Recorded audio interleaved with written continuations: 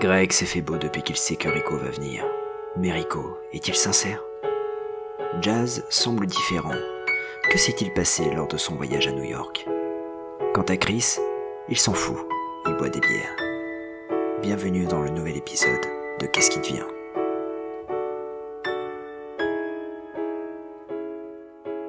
Mon contact à Washington dit qu'on n'a pas affaire à un élève, mais qu'on a affaire au professeur.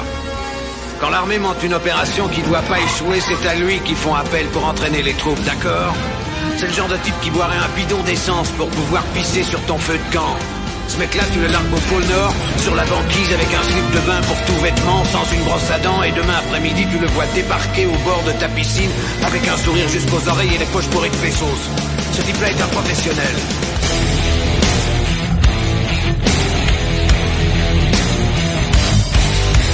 Ah, je vais tout de même pas me faire enculer sous prétexte que c'est un ami.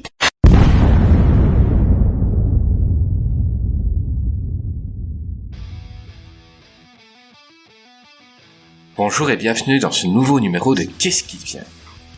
Avec moi, celui qui est devenu l'égérie de Momox, c'est Greg. Salut Greg, comment vas-tu?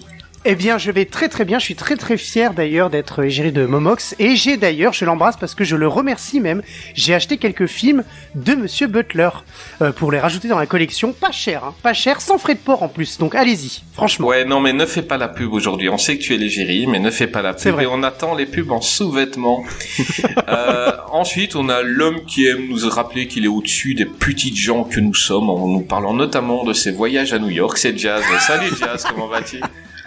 Bonjour messieurs, vous allez bien? C'est quoi cette voix? J'imagine le monocle. C'est là. Yves Montand. Oui, bah oui. Ah, ça te va bien, ça te va bien. Ouais, j'ai m'acheté un ukulélé bientôt en plus, donc on va faire des petites chansons ensemble. On a un invité les gars aujourd'hui. Ah ouais. Ouais, c'est l'invité chouchou de Greg. Ah, Désolé j'adore. pour tout le monde, hein. Nous on aime tous les invités qui sont venus, mais Greg il a un chouchou. Et avec lui, toutes nos émissions sont drôlissimes. C'est le professeur Rico. Salut Rico, comment vas-tu? Eh ben ça va tout le monde. Évidemment, comme votre émission commençait à partir un peu à volo, il fallait un petit peu resserrer les boulons. Donc je suis là un petit peu pour redonner à la fois un peu de sérieux, un petit peu de grandeur à cette émission qui en manquait bien dans les dernières émissions qui de la pas classe. là, voilà, de la classe. Heureusement que t'es là. Tout à fait. On sait pas ce qu'on ferait J'ai sans vu de la toi. lumière. C'est bien de nous aider. J'ai vu la lumière, j'ai gratté un quignon de pain, moi. C'est bon. On est toujours heureux de te recevoir, Rico. Mais C'est toujours un plaisir, tu sais bien. Et puis t'as un épisode de Shark Parade qui est sorti hier en plus, donc enfin pour les gens qui l'écouteront il sera sorti cette semaine. J'ai écouté, je me suis encore bien amusé, et ça parlait de quel film, dis-nous? Eh ben, 2 films de grande volée, Virus Shark, un film qui est sorti justement en avril 2021, Je l'ai pas en DVD celui-là. il vient tout juste de sortir, et en fait il révèle un petit peu la vérité derrière l'épidémie, et que c'est pas une histoire de pangolins chinois, mais en fait des requins qui contaminent les gens avec leurs morsures. J'en étais sûr. Et en sachant que c'est un film qui a été tourné pour moins cher que ce podcast, donc ça vous donne une idée ça vous donne une idée un petit peu de la plus-value artistique du film. Moins de 12 euros. Tout à fait. dont 11 euros pour la cantine. Et donc voilà, ça donne une idée. Et puis RoboShark, un film avec un requin robot qui est plutôt pas mal, qui est plutôt une bonne surprise. Enfin, j'avais déjà vu il y a longtemps, et c'est juste dommage il y ait pas de version française, parce que dans le genre comédie de comédie de requin, celui-là il est fréquentable. On peut passer un bon moment devant. Il y a des bonnes idées. Il y a le film parodie pas mal de Dr Folamour, un peu de Monty Python, un peu de. On est bien pour un dimanche après-midi pluvieux. C'est sympatoche. Donc voilà. Ah cool. Et il y a aussi des bons petites comédies de requins. En parlant de comédie, de qui on va parler aujourd'hui? Jazz. Pas tous en même temps. Gerard Butler. Dis-nous déjà. On va parler de Gerard Butler. Gérard Butler. Gérard Butler. Butler. Ouais, voilà. c'est son surnom officiel depuis la série Aspolon, c'est Gérard Butler. Il va tous les buter. Ça a pas été facile à la semaine à revoir tous ces films. Oui. Ouais, il y a eu... Il y en a quelques-uns, c'est compliqué, ouais. Il y en a qui sont c'est- compliqués. Et c'est horrible parce que le perso, je le trouve sympa. Je trouve qu'il a une bonne tête. T'as envie d'aller boire une chope avec, il est cool et tout. Et il a eu quelques choix, mais par contre, je crois qu'on ne va pas, sur tous les films, on va pas être méchant. Parce qu'il y en a qui sont vraiment bien. Et que c'est vraiment des gros plaisirs coupables. C'est des merdes, hein. C'est pas des grands films, c'est souvent des nanars, mais ils sont cool. Donc, Gerard Butler, il est né le 13 novembre 1969 à Paisley. Greg, est-ce que tu aimes bien Gerard Butler? Moi, j'aime beaucoup Gerard Butler. Oui, tout à fait, tout à fait. Alors, j'aime beaucoup parce que j'aime bien, en fait, son charisme dans ses films.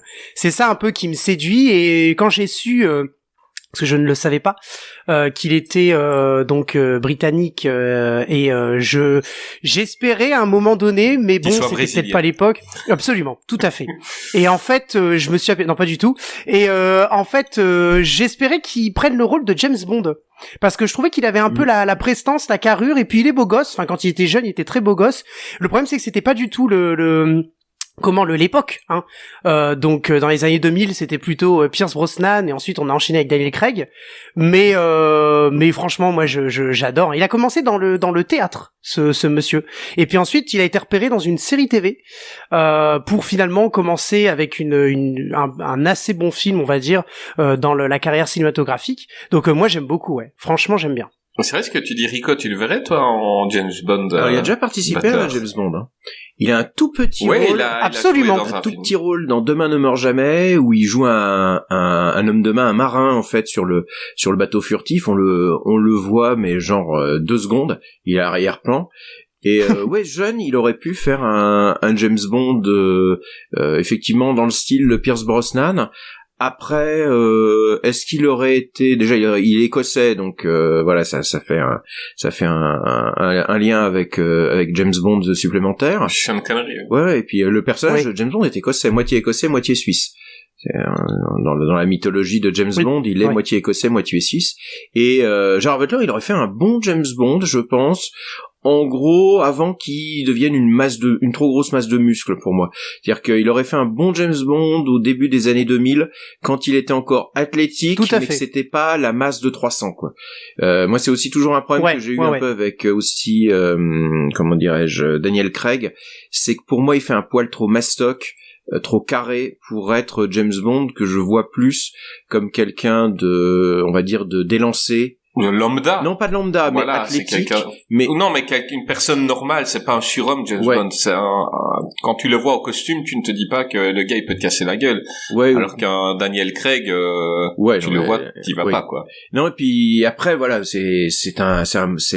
pour moi, c'est un bon acteur quand il veut. Mais il se laisse trop souvent embarquer dans son personnage de Gerard Butler, parce que et là je fais un petit coucou à toute l'équipe de Nanarland, parce que François, Mathilde, Julien, etc. On en a pas mal discuté de Gerard Butler. Pour nous, c'est l'acteur nanar des années 2010. C'est-à-dire que c'est le gars qui a fait une carrière nanarde dans les années 2010, c'est un peu notre Chuck Norris des années 2010. Je reviendrai un peu là-dessus quand on parlera de ces films des années 2010. Mais pour moi, il a une trajectoire qui ressemble un peu à la trajectoire d'un Chuck Norris dans les années 80, c'est-à-dire qu'on lui faisait des films d'action sur son nom, par des petites boîtes, parce que il va tourner dans des films qui sont pas forcément des grosses productions, mais des petites séries, enfin des séries B+, qui sont construites autour de son personnage. Et franchement, il a tourné dans quelques films d'action qui sont, on va dire, un petit peu compliqués. On va parler de la série des Has Fallen, mais enfin moi pour moi, mon nanar de cœur des années 2010, ça sera toujours London Has Fallen, qui pour moi est un film absolument invraisemblable, et je crois que c'est mon nanar préféré des années 2010. Il est jouissif, ce film. Pour moi, c'est le Invasion USA. C'est le Invasion USA des années 2010. Et avec des moyens. Ouais. Même si c'est des très gros moyens. Pas tant que ça, en fait. C'est assez fauché, en fait. Dès qu'on commence à regarder un peu les coutures, parce que bon, je vais pas monopoliser la parole, mais c'est fait par Lionsgate et c'est tourné en Bulgarie. Bon, on y viendra. Ouais, on y viendra. Voilà, on reviendra dessus, mais Mais il a fait sa petite carrière. On va peut-être commencer. On va vas-y. peut-être commencer sur son premier gros film, là où il avait un rôle très important. Donc c'est un film tiré du roman de Michael Crichton, donc celui qui a écrit Jurassic Park, et c'est Prisonnier du temps, en 2003 par Richard Donner avec, désolé Jazz, Paul Walker, France O'Connor, Neil McDonough. C'est la première fois où j'ai vu Gerard Butler à l'écran, tout simplement parce que j'avais kiffé ce film à sa sortie jeune. J'ai pas pu le revoir pour l'émission, mais je l'ai vu au moins 10 fois. Donc, mais je vais en parler je vais parler de mon souvenir où je m'étais vraiment bien marré. Greg, est-ce que t'as pu voir Prisonnier du temps? Oui, tout à fait, j'ai pu le voir. Par contre, il me semble, celui-là, il est 2003. Il me semble que le professeur et Jazzy voulaient peut-être parler de Dracula 2000, me semble-t-il. Enfin, je sais pas si, parce qu'il est du coup au niveau de la filmographie, il est avant. Je sais pas si on en dit un mot là maintenant ou. Ouais, bien, merci de niquer l'émission. Tu vois, non, parce que je sais pas si t'allais en parler, mais tu pourras couper au montage. Non, non, j'ai rien coupé du tout. J'ai pas le temps. On va de Mel Gibson du coup. De Mad Max. Non, ils vont. Alors les couloirs savez du quoi. temps, c'était quand même pas un mauvais film, mais Christian Clavier était pas. C'était pas mal. Eh ben l'émission commence bien. Et les ans regardent bien. Ah mais oui, excellent film. Ma poule. Eh ben vous savez quoi, on va mettre Prisonnier du temps en stand-by. N'hésitez pas encore à pourrir mon émission. Franchement, on s'en fout, c'est moi qui fais le montage. C'est vrai. Dracula 2001, vas-y Rico, parle-nous de Dracula 2001. En fait, c'est le premier film, on va dire grand public, parce qu'il a fait quelques petites productions, on va dire d'auteurs auparavant plutôt sympathiques, mais c'est le premier film de vidéoclub qui va faire où il joue Dracula. Et donc ce qui est rigolo, c'est que c'est Dracula 2000, mais en France, comme c'est sorti en 2001, c'est devenu Dracula 2001. Le temps du décalage. Bon, ça c'est génial. Voilà. Donc c'est Johnny Hallyday qui a fait la pub. Quand même pas. Donc c'est un film qui est produit par Wes Craven, de Patrick Lussier, avec Christopher Plummer entre autres. Et en fait, c'est une relecture moderne du mythe de Dracula. Une relecture moderne en fait qui est gavée d'effets spéciaux du début des années 2000 où en fait Gerard Butler est pas le principal problème. Il est encore assez jeune, mais il a un peu son côté rockstar parce qu'il a commencé dans la musique, si je me souviens bien. Il avait un groupe et il a décidé d'abandonner la musique pour se lancer dans une carrière d'acteur. Il est encore jeune et il fait très entretien avec un vampire en fait. Il a la longue chevelure noire, l'air vraiment un peu émo mais en même temps magnétique. Donc lui il va bien dans le rôle, mais le problème c'est que c'est une réinterprétation dans les années 2000 avec des rappeurs, avec des effets spéciaux numériques pas très bien réussis. Et je me rappelle d'un crash d'avion au tout début qui était vraiment mal fait quoi. Ouais, alors c'est un souvenir que j'avais, j'ai pas revu le film. Oui, mais, voilà, sur les effets spéciaux, il y avait vraiment des gros soucis. Beaucoup d'effets spéciaux numériques des années 2000, donc c'est pas toujours très bien. Et on est un peu aussi à l'époque avec le vampire à la fois hyper sensuel et puis on en fait des caisses dans les effets un peu outranciers et le Butler il fait ses gammes en fait. Il est jeune premier, c'est pas le pire élément du film. Le film il a mal vieilli, il a pris les années 2000 dans les dents, clairement. Mais franchement, Gerard Butler, c'est pas le plus gros problème du film. Il est même plutôt convaincant. C'est là où on se dit que il est à l'âge où il aurait pu faire un Lestat le vampire tout à fait convenable. Voilà, c'est le vampire séducteur tel qu'on l'a à l'époque. Et si vous voulez voir un petit nanar des années 2000, un petit plaisir coupable des années 2000, ce Dracula 2001, il est assez kitschouille. Mais on peut, moi je suis client de ce genre de truc, donc voilà, moi j'ai passé plutôt un bon moment. Je l'avais vu à l'époque quand il est sorti en vidéoclub, c'était une grosse sortie vidéoclub, je m'en rappelle. Et en fait, j'ai aucun souvenir. Je me rappelle de Jennifer Esposito qui était mignonne en vampirette là-dedans, mais à part ça, je me souviens de rien. Jazz, parle-nous justement des défauts de ce film. Alors, il faut dire aussi que, comme le professeur a dit, c'est un film des années 2000. Donc on est en 2000 et à cette époque-là, on a beaucoup de teen movie horror qui est sorti. Wes Craven était carrément surfé sur le succès de Scream, et du coup, il va produire ce Dracula 2000 qui est passé chez nous par un autre titre, Dracula 2001, et il va prendre avec lui son poulain qui est Patrick Lussier, qui est pour moi l'un des plus mauvais réalisateurs de comment dire des années 2000, mais même des années 2010, parce qu'en plus il réalisera la suite du 1 et la suite le 2 et le 3 avec Jason Scott Lee et Rutger Hauer. Donc Wow. du coup en fait Ça vend du rêve. ça vend du rêve, surtout que les suites sont vraiment catastrophiques. C'est-à-dire que le 1 à la limite est plutôt sympa. Plutôt sympa, c'est-à-dire que c'est un nanar, alors que le 2 et 3 sont vraiment catastrophiques. Ouais, c'est des navets. Alors c'est des navets. Ce qu'on peut dire, c'est que à l'époque, quand il est sorti en 2001, moi j'ai un très grand souvenir, puisqu'en fait il est sorti en même temps à peu près que Highlander Endgame. Et en fait, je me rappelle, c'était dans le ciné live, il y avait l'affiche du film d'Highlander et l'affiche du film Dracula 2001. Et du coup, moi, dans ma chambre, j'avais mis 2 gros navets, en fait, à l'affiche. J'avais Dracula 2001, parce que l'affiche était super cool, et puis Highlander pour Totov, quoi. Et t'avais l'impression d'être cool à l'époque. Ah ben, à l'époque, ouais, j'étais cool, je me suis dit, putain, j'ai Highlander Endgame et Dracula 2001 dans ma chambre, c'est la classe. 2 belles merdes, mais bon, du coup, je ne savais pas, et j'ai vu bien après que... Après, t'as eu Fast and Furious 2, donc... Et pas tout seul.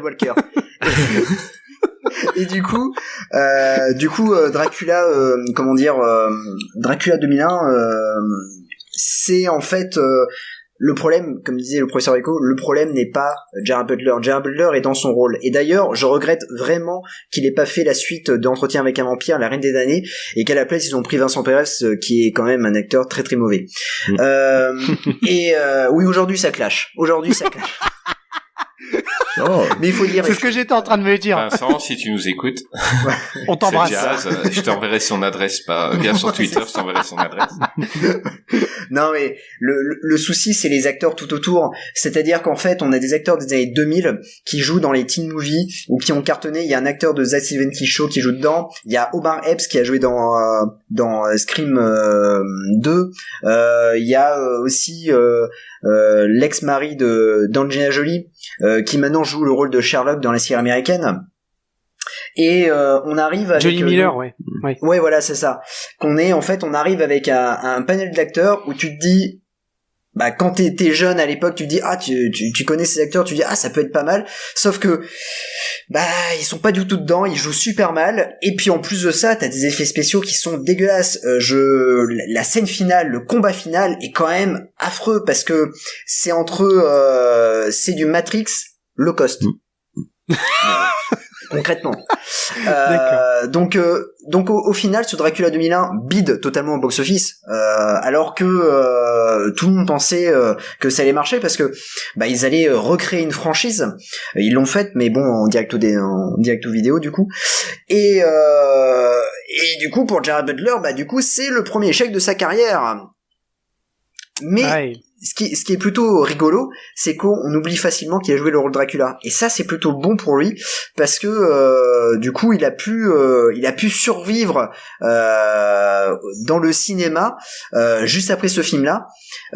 Et c'est vrai qu'on oublie complètement qu'il a fait ce film-là, parce que dans le titre, on ne voit pas Gerard Butler, mais on voit les autres acteurs. Et d'ailleurs, ce qui est assez marrant, c'est que sur l'affiche DVD, la jaquette DVD, on le voit même pas.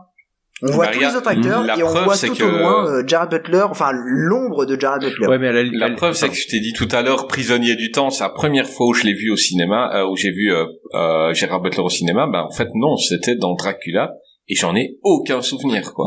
Ah ouais, d'accord. Il n'a pas bouffé l'écran, quoi. Non, mais il a. Ouais. Mais en fait, il est pas sur la fiche parce qu'en fait, on essaie de laisser un peu le mystère sur le personnage, mais c'est vrai que il va aussi faire quelques apparitions dans des films genre Lara Croft, Le Règne du Feu. C'est un acteur, c'est une gueule en fait. C'est un beau gosse, donc il va commencer un petit peu à apparaître dans des deuxièmes, des troisièmes rôles, dans des productions qui, pour la plupart, ont quand même bidé au début des années 2000, quoi. Le Règne du Feu, qui est pas un mauvais film, hein. Moi, j'ai un film que j'aime bien. Ah, j'adore Le Règne du Feu. Moi, j'adore ce film. J'avais vu au cinéma, mais vraiment, par hasard. Je crois qu'on m'avait offert des places et, je m'attendais à rien. J'avais passé un super moment, quoi. Et ça a bidé. Et puis, je crois il est dans le deuxième Tomb Raider, qui a été vite oublié aussi. Donc c'est vraiment à partir, même je veux dire, Prisonnier du temps, ça n'a pas été un méga succès, on va revenir dessus, mais c'est un film qui a été, je pense, rapidement oublié aussi. Et il faudra attendre 300 pour vraiment que le nom de Gerard Butler devienne un nom vendable. Mais il fait ses gammes en fait dans plein de petites productions, mais assez vite, avec sa belle gueule, il a percé dans des productions quand même plutôt de bon standing. Parce que même ce Dracula 2000, on y arrive. Même ce Dracula 2000, c'était quand même le haut de gamme du direct ou DVD. Ça s'est sorti au ciné quand même à l'époque. Donc voilà, on est quand même. Voilà, il a commencé sa carrière, il a progressé assez vite, quoi. Il a monté assez vite. Donc tu voulais revenir à Prisonnier du temps. Si Greg ne me coupe pas ou que quelqu'un d'autre ne me coupe pas, on va arriver à Prisonnier du temps. C'est histoire que l'émission ne dure pas 8 heures. Est plutôt pas Sur Mad Max. C'est parce que c'est Richard Donner qui a fait le film, c'est ça? C'est ça. Ouais, c'est pour ça. Ah, j'ai la référence, cool, j'aime bien le cinéma. Greg. T'as vu Le Parrain? T'as vu le film? Non, parce que sinon tu te dis pas si vous continuez, je vais demander à un d'entre vous d'animer l'émission. Hein. Moi, j'arrête. Hein. Je viens en chroniqueur comme vous faites le boulot facile et il n'y a pas de problème. Je vais reprendre les rênes, je vais devenir sévère. Greg, donne-moi ton avis sur Prisonnier du temps tout de suite. Oh putain. Oui, alors c'était un bon film. Allez, tu te dépêches. Moi, j'en ai marre. À partir de maintenant, ça va être comme ça aujourd'hui. C'est correct. Après, c'est le jazz. Après, c'est Rico. C'est bon. Bien, chef. Ça suffit. Non, tu l'as vu. Parle-nous un peu. Explique pour les gens qui n'ont pas vu le résumé du film et parle-nous un peu de ton ressenti. Oui, le film en lui-même, en fait, donc Gerard Butler incarne alors c'est un petit peu compliqué parce que le film en lui-même, en gros, ça s'appelle les prisonniers du temps parce qu'ils vont se retrouver coincés dans l'époque médiévale. En gros, grosso modo. Pour expliquer vite, c'est des gens qui font des fouilles sur un château. Il se passe quelque chose, ils prennent ils doivent faire un voyage dans le temps et ils se retrouvent à l'époque où il y a eu la guerre dans ce château-là, quoi. À Castelgarde, et ils se retrouvent, je ne sais plus en quelle année, mais ils se retrouvent au Moyen-Âge. Et vas-y, continue. Pendant la guerre de 100 ans, voilà. Ils sont arrivés la 97e année. J'en sais rien. Vas-y, Greg. Et voilà, grosso modo c'est ça. Et donc on a en tête d'affiche Paul Walker et Monsieur Butler. Le film en lui-même est et quand même, je pense qu'il faut le dire, il est pas trop mauvais dans le sens où je trouve que, alors je suis pas du tout prof d'histoire, hein, et je vais pas m'attarder sur la reconstitution historique. En revanche, quand j'ai vu le budget que ça a coûté, je crois que c'est 80 millions, il me semble, donc c'est quand même beaucoup. On était sur un gros budget. Dès le début du film, quand on regarde ça, j'étais un petit peu déçu parce que je me suis dit autant d'argent dès les 30 premières minutes, j'ai pas vu que c'était exceptionnel. Par contre, la bataille de fin est sympa, avec la pluie de flèches qui arrive sur les Français versus les Anglais avec le fameux château. Je trouvais ça vachement sympa. Et puis, pour revenir sur Gerard Butler, sur lui-même, qu'est-ce qu'il est beau gosse avec ses cheveux longs. Oh, mais moi, je kiffe. Moi, je trouve c'est malheureusement des rôles qu'on lui a pas assez donnés, quoi. Je sais pas si vous êtes d'accord avec moi, mais après, il devient effectivement cette montagne de muscles, dans des films d'action américains. Ouais, là, il aurait pu jouer dans Le Seigneur des Anneaux, comme il est là. Mais voilà, exactement. Et en fait, c'est ce que j'allais dire. Il m'a fait un peu penser à Viggo Mortensen, qui incarne Aragorn dans Le Seigneur des Anneaux, au niveau de la dégaine, hein, pas au niveau du jeu ni rien, mais au niveau de la dégaine et du charisme dans un film historique. Je trouvais ça assez sympa, quoi. Enfin, franchement, je me suis pas ennuyé durant le film. Puis c'est aussi avec David Solis, qui est l'acteur qui joue le professeur Lupin dans les Harry Potter. Donc j'ai apprécié de voir cet acteur dans le casting, parce que moi je l'aime bien, cet acteur. Il est pas très connu, mais je l'aime bien. Un acteur très actif, un comédien très actif sur les planches au théâtre en Angleterre.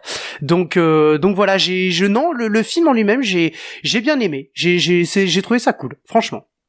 Toi, Jazz, est-ce que tu trouves que Butler, il bouffe l'écran dans ce film? Enfin, pour moi, c'est le meilleur acteur. Quand tu vois, en même temps, il a des Paul Walker en face qui sont connus pour leur présence. Je veux dire, ils ne sont pas connus pour leur talent. Ils sortaient du lot dans ce film-là, Butler. Oui, alors ce qui est étrange, c'est que en fait, quand on pense à ce film-là, quand on pense de suite à Paul Walker, putain, il dit oh putain, il a compris que sa caméra s'était encore bloquée sur sa tête. Bon, ça va, la tête, ça arrive tout le temps. Ça arrive tout le temps. Ah, on adore.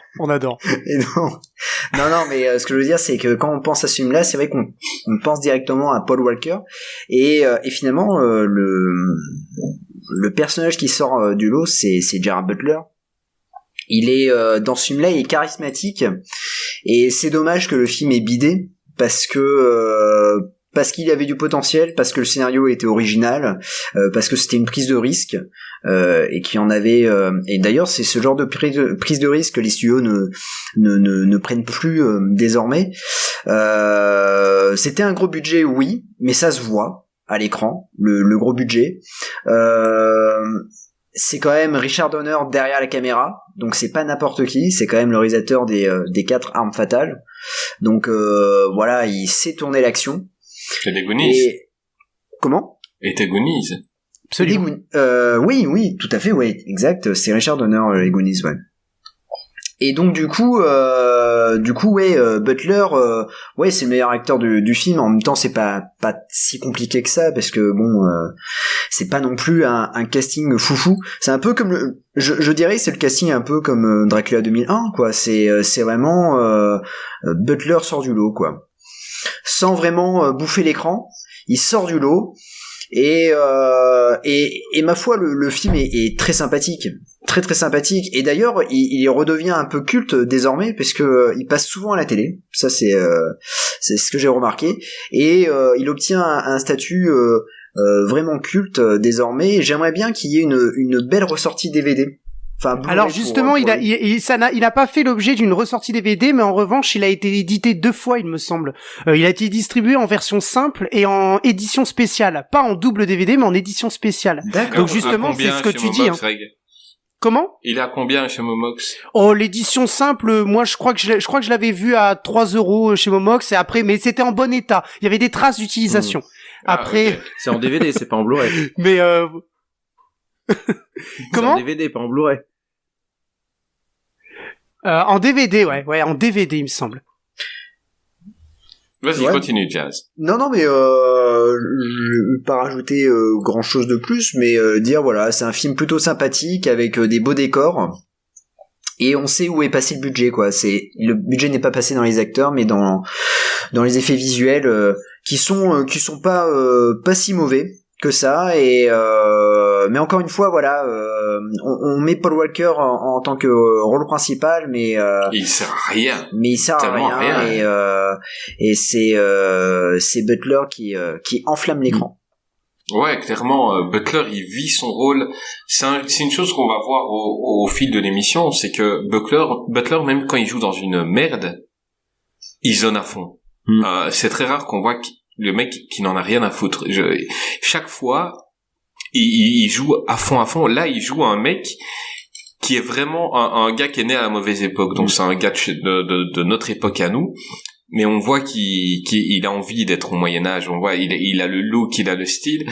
Et quand il se retrouve là-bas, il est dans son élément total, quoi. Et il est heureux. Et il va même rencontrer l'amour là-bas. Enfin, c'est dingue. Moi, je kiffais Butler dans ce film. Rico, parle-nous un peu de Prisonnier. Ouais, tu viens de dire un peu ce que je voulais dire justement sur ce film, sur notamment le personnage de Butler. On passe au prochain. Non, t'inquiète. T'inquiète, je vais le dire, mais en mieux. C'est... En gros, Butler, ce qui est intéressant, c'est que finalement, c'est la mue aussi du personnage Butler. C'est-à-dire qu'au début du film, c'est encore le Butler beau gosse, un peu Dracula, il aurait pu jouer Legolas un peu, et ça va devenir à la fin du film, c'est déjà Léonidas, quoi. C'est le mec qui va à la marave, il y va avec la banane parce que il s'éclate à ça, comme tu l'as dit, c'est le gars qui est né à la mauvaise époque et qui est fait en fait pour faire de l'épique, pour prendre l'épée et puis tailler dans le bout de gras, quoi. Et donc c'est en ça aussi que son personnage est de loin le plus intéressant, parce que il le joue à fond, et dès le départ en fait on sent que c'est le gars le monde est trop petit pour lui, et il va s'éclater au Moyen-Âge. Mais le film, c'était quand même une grosse production, c'est adapté d'un roman de Michael Crichton, celui qui avait fait Jurassic Park, Monde Ouest, c'est la poule aux œufs d'or, c'est-à-dire que quand tu voulais adapter un roman de Crichton au cinéma, t'avais directement un gros budget. Il y a eu Congo aussi, il y a eu celui-là, à cause et grâce à Jurassic Park, le mec, il avait écrit Urgence aussi, ce mec-là. C'était le 13e guerrier, dès qu'il écrivait quelque chose, avant que ça ne sorte, c'était déjà acheté par des studios, quoi. Parce que c'est dingue. Ça fait partie de ces auteurs qui développaient des high concepts, des super. Et là, en fait, il développait un concept donc de voyage dans le temps qui se passe en France, puisque le château il est dans le Périgord, je crois, et donc une partie d'ailleurs a été tournée en France. Donc ça se passe pendant la guerre de 100 ans. Et alors moi j'ai un petit problème avec ce film, justement à cause de Richard Donner. Moi je trouve que la réalisation de Richard Donner elle est trop vieillotte. Pour les années 2000, il est encore un peu coincé dans une réalisation qui fait très téléfilm des années 80. Ça fait étriquer alors qu'il y a un gros budget, et que on a l'impression en fait qu'ils sont coincés dans 3-4 décors. Il y a quand même quelques scènes de bataille qui sont pas mal, mais c'est pour un film des années 2000, il y a vraiment une touch, il y a vraiment une façon de tourner qui fait vieillotte, un peu empesée, et qui est déjà plus dans l'air du temps. C'est peut-être aussi pour ça que le film a pas tant marqué les esprits que ça, même si après c'est devenu un peu un succès de télévision, les vidéoclubs, enfin en tout cas de ressortie à la télé. Mais moi quand je l'ai vu, j'ai été un peu gêné par le côté il y a un gros budget mais on le voit pas forcément complètement à l'écran. On a l'impression quand même que, je vais pas dire que c'est un épisode de Xena la guerrière, mais il y a quand même un côté un peu cheapos téléfilm, et qui je pense vient aussi d'une façon de tourner de Donner qui est un peu hors d'âge, qui est plus dans ce qui se fait à l'époque. Et moi quand je l'avais vu à l'époque, Spielberg aurait fait un truc de dingue avec ça. Même parce que c'est pas une question d'âge, mais on sent quand même que c'est plan dans la façon de faire. Et je suis assez d'accord parce que au niveau de la réalisation, quand tu dis téléfilm américain des années 80 ou 90, je sais plus, je suis assez d'accord parce qu'il y a un film, moi ça m'a fait penser dans la réalisation à un film à petit budget qui s'appelle Le Royaume des voleurs avec Keira Knightley, qui est en fait c'est la fille de Robin des Bois, bref, peu importe. Et en fait quand j'ai vu le début quand ils sont quand ils basculent temporellement dans l'histoire, ça m'a fait penser à ça, en fait, au niveau de la réalisation. J'avais l'impression de voir ça avec une réalisation un peu ancienne, en fait. Donc, je suis assez d'accord. C'est en ça que je dis que le film, dès les 30 premières minutes, tu vois pas forcément que c'est un gros budget. C'est après, avec la bataille de fin qui est super, même après, tu vois les costumes, tu vois la ville qui est le village qui est en flammes, mais au début, on le voit pas vraiment, on le sent pas vraiment, quoi. C'est exactement ça. Et j'avais lu le livre à l'époque, et comparé à Jurassic Park, le livre était assez court et il se basait c'était plus sur les effets du voyage dans le temps, donc les répercussions, et le problème on en parle un petit peu, les os des gens qui ont voyagé dans le temps, qui sont un petit peu écrasés, et là il en parle beaucoup plus parce que Crichton était médecin, donc il a donc même le livre Jurassic Park, je ne sais pas si vous l'avez lu, mais il parle beaucoup plus du séquençage ADN, il y a beaucoup plus de choses que dans le film. Et là en fait il n'y avait pas un scénario vraiment comme dans Jurassic Park, il y avait une histoire complète. Là c'est assez court, les gens ils sont projetés dans le temps et ils vont combattre. Mais je me demande s'ils n'avaient pas prévu en fait d'en faire d'autres un peu dans le même genre d'univers, en exploitant le voyage dans le temps peut-être à d'autres époques, parce que ça se serait bien prêté en fait à à développer une série de films, voire même une série télé. En fait, moi je vais être méchant, mais j'ai eu l'impression de voir une espèce de gros pilote de série télé, en fait, un peu friqué. Tout à fait. C'est l'impression que j'ai eu aussi. Suspens, etc. Et voilà, c'était un petit peu mon ressenti. C'est pas un film que je déteste, mais voilà, ça m'a fait un peu. Et je pense effectivement, comme vous l'avez dit, que Butler et son côté enthousiaste d'être au Moyen Âge et proto Léonidas, c'est le meilleur élément du film. Ouais, c'est clairement ce qui ressort le plus du film, je pense. Bah, on peut spoiler, mais moi un passage que j'adore, donc c'est que au tout début du film, Butler et donc il déterre avec c'est des archéologues et il déterre un couple enlacé et avec une inscription je t'aimerai à jamais, ceci cela, et il voit que l'homme a eu l'oreille coupée et il dit c'était beau un amour comme ça, il y en a plus maintenant. Et quand il remonte dans le temps et qu'il rencontre l'amour, un moment dans la bataille il se fait couper l'oreille et il crie un ouais vraiment parce qu'il est heureux, parce qu'il comprend que la stèle qu'il a déterrée dans le futur, bah c'est lui en fait, et que la fille avec qui il est la fille avec qui il a vu qu'il était enterré, c'est la fille dont il est amoureux dans le Moyen-Âge. Et c'est le mec vraiment, on le voit se faire couper l'oreille, on croit qu'il touche, on voit qu'il voit du sang, on croit qu'il va hurler. Et en fait, il est content, parce qu'il comprend que c'est lui et qu'il va vivre, et il est marqué qu'ils sont morts tous les deux à tel âge, s'ils ont eu autant d'enfants, et il comprend que c'est lui qui va vivre là. Et moi, j'adorais la tête qu'il a à ce moment-là, c'est fou. Et c'est en souvenir, hein. Je l'ai pas revu, mais en souvenir, j'avais kiffé ce passage, quoi, en fait. Oui, c'est à la fin, hein. C'est à la fin du film, justement à la fin de la bataille. Bah, ça lui donne un courage parce qu'il sait qu'il va survivre à la bataille, qu'il va se marier avec la fille, qu'il va avoir des enfants, et il est heureux, et donc, ça lui donne du peps, et il ressaute dans la bataille, tout heureux, quoi. Et moi, je kiffe. Non, mais c'est pas un mauvais film, mais juste, ça va pas très très loin. Je pense que le film n'ayant pas super bien marché au box-office, ils ont peut-être pas voulu continuer, mais il y avait un potentiel en fait pour explorer. On sent quand même qu'il y a plein de pistes sur le voyage dans le temps notamment, qui sont laissées en suspens. Et alors je sais pas si Crichton avait prévu de faire d'autres bouquins, ou s'ils avaient prévu simplement de faire d'autres films, mais voilà, c'est un petit goût d'inachevé. Bah, c'est rare quand Crichton on lui demandait souvent de faire des suites, mais c'est très rare quand il l'acceptait. Il avait écrit le scénario de Jurassic Park 2, mais il n'était pas trop pour les suites, et il est mort trop tôt, hein, malheureusement, parce que je pense qu'on aurait beaucoup de films de Crichton, enfin de scénarios écrits par Crichton. Mais Butler, il a vraiment explosé aux yeux du public, c'est devenu une star quand Zack Snyder, en 2006, a sorti 300. Rico, 300. Est-ce que tu aimes ce film ou est-ce que tu n'aimes pas ce film? Alors, c'est un film qui est clivant. Juste au passage, je reviens sur un truc que Greg a dit, c'est qu'il n'était pas prof d'histoire. Moi, je suis prof d'histoire, et donc là, on est sur des films où, en tant que prof d'histoire, on va peut-être émettre des réserves purement méthodologiques et purement historiographiques. Après, moi, je suis un peu on s'en doutait. Je suis un peu partisan en termes de cinéma, qu'on peut violer l'histoire tant qu'on lui fait de beaux enfants, quoi. C'est un peu, je suis pas un intégriste de. C'est pas de moi, c'est de Balzac. C'était la phrase du jour. Je sais plus si c'est Balzac ou c'est Balzac, d'accord. C'est soit Balzac, soit Dumas. On embrasse Balzac. Mais voilà, c'est pas de moi. C'est cette idée que c'est comme les Trois Mousquetaires, quoi. C'est n'importe quoi historiquement, mais au final, voilà, on imprime la légende parce qu'elle est plus jolie que l'histoire et que la véritable carrière de D'Artagnan. Mais donc voilà, le fait que ça soit n'importe quoi historiquement, que ce soit le Prisonnier du Temps ou bon, ils prennent pas mal de liberté, même si il y a des choses historiques intéressantes, notamment sur la façon dont on fait un chantier archéologique. Mais 300, oui, historiquement, il y a 2-3 trucs qui vont pas. 2 ou 3, enfin 2-3 dans les 5 premières minutes, mais je crois qu'il y en a beaucoup plus qui ne vont pas pendant tout le film. Oui, non, mais je disais historiquement.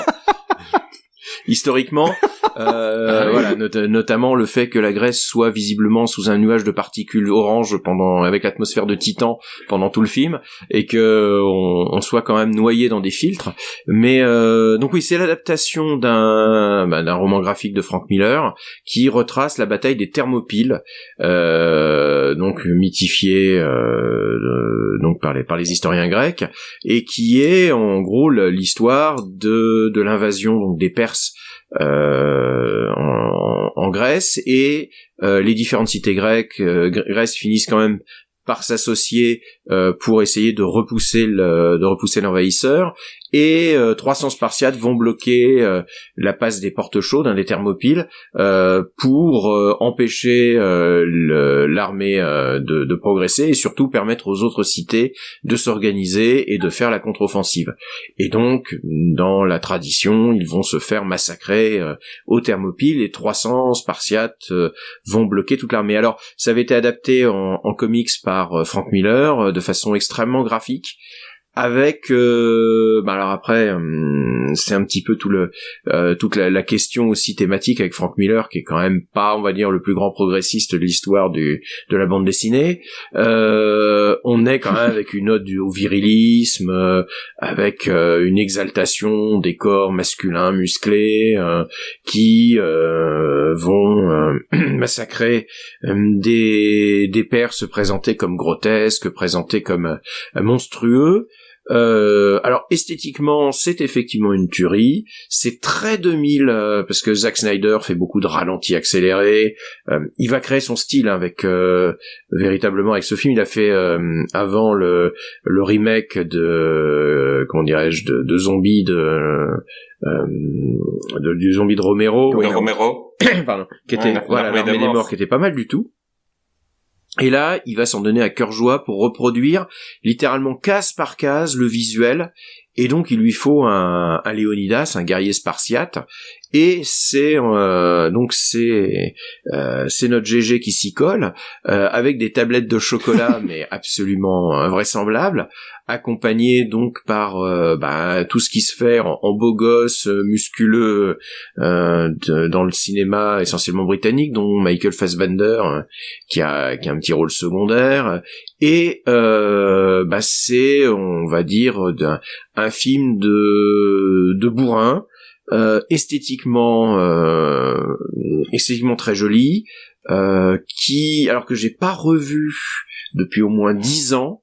Et ça fait partie de ce genre de film des années 2000, un peu comme Le Pacte des loups, que j'avais bien aimé à l'époque, mais que j'ai vraiment peur de revoir, parce que je me dis qu'ils ont dû prendre derrière la cravate un sacré coup de vieux esthétique.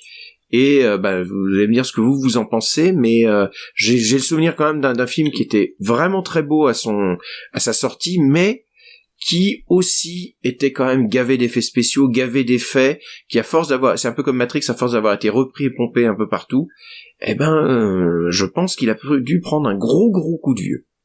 Voilà, j'ai laissé un peu la parole dessus. Écoute, t'as raison, c'est un film que je voulais pas revoir et que j'ai revu pour l'émission, et effectivement, il a pris cher.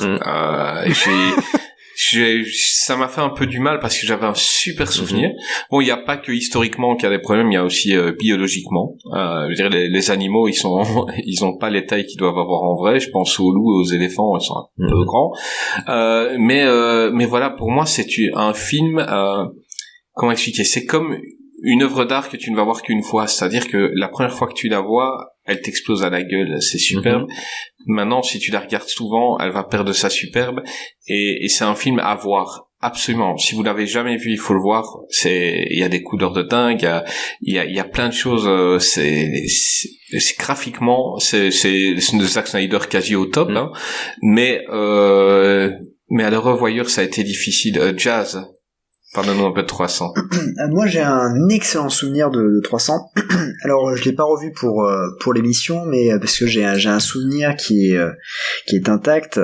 Je l'avais vu en fait lors de la sortie de 302, la naissance d'un empire. Prochainement sur Nanarland. En fait, Cash prochainement sur Nanarland. Les chroniques est déjà écrites. Et oui, Peugeot, ils sont sortis. C'est Julien qui a déjà écrit 306. la chronique, elle est déjà dans le back-office, et elle fait partie de nos chroniques de réserve. Voilà, j'annonce. Non, bon, ça. le 2 était mauvais. Le 302. Mais je l'avais vu pour une soirée spéciale en fait. Donc c'est l'UGC Ciné de Bordeaux qui faisait ça. On et les embrasse. j'avais comment On les embrasse.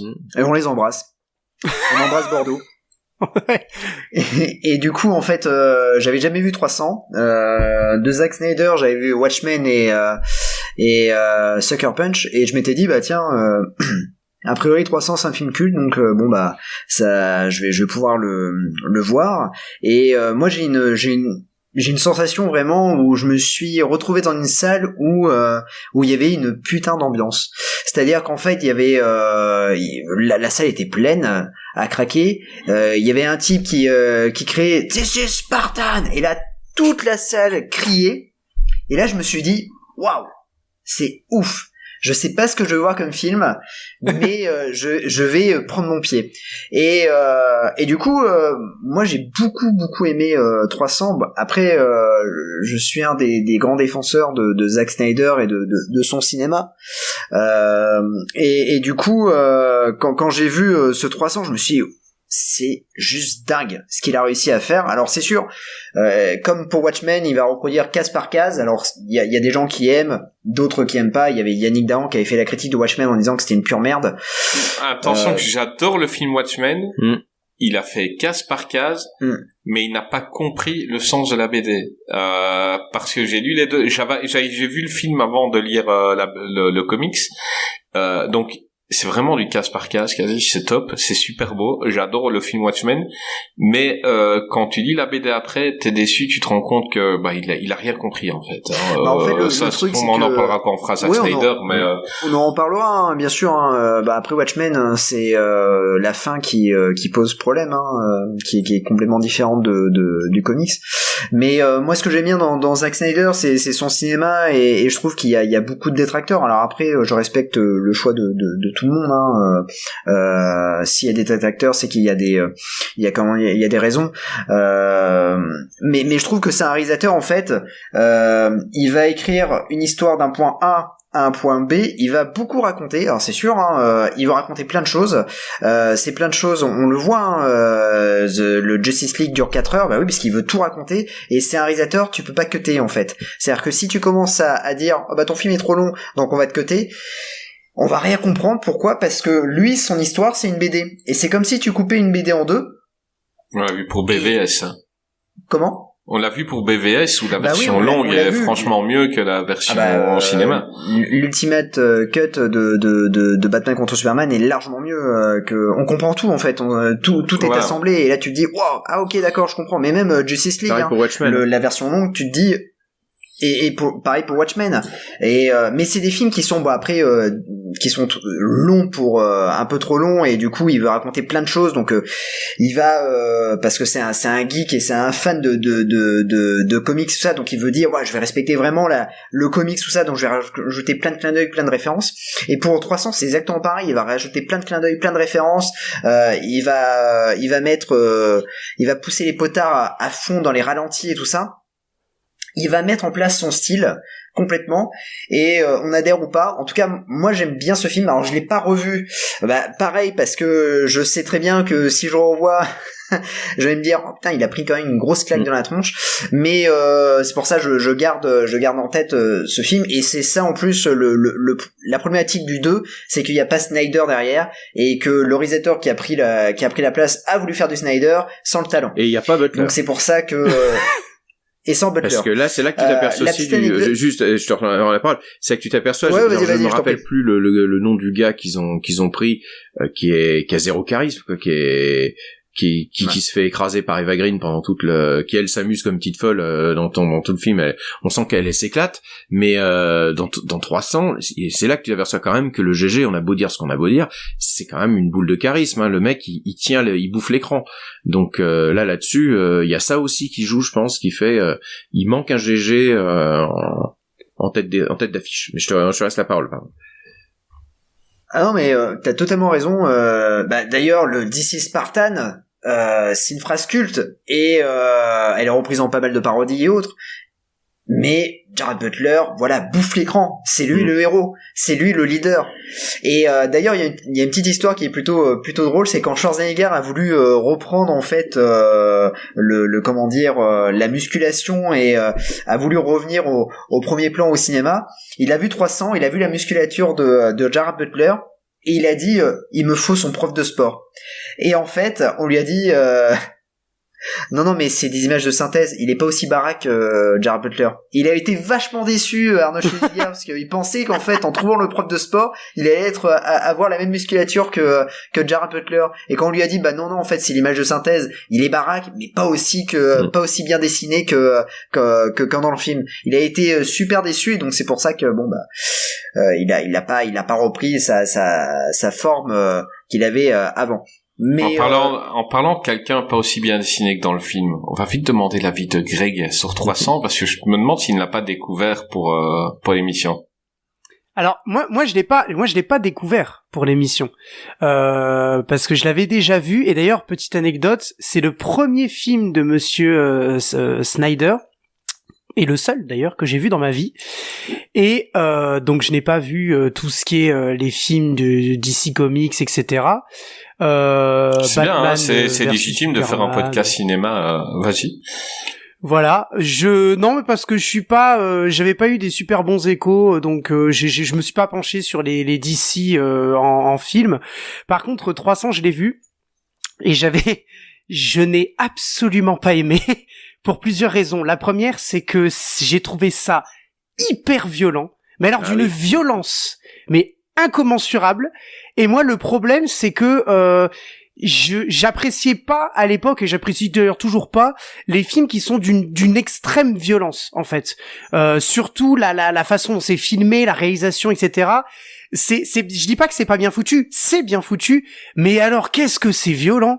Enfin, je crois que dans mon souvenir, il y a qu'une seule scène où il y a vraiment aucune violence, que ce soit physique ou verbale.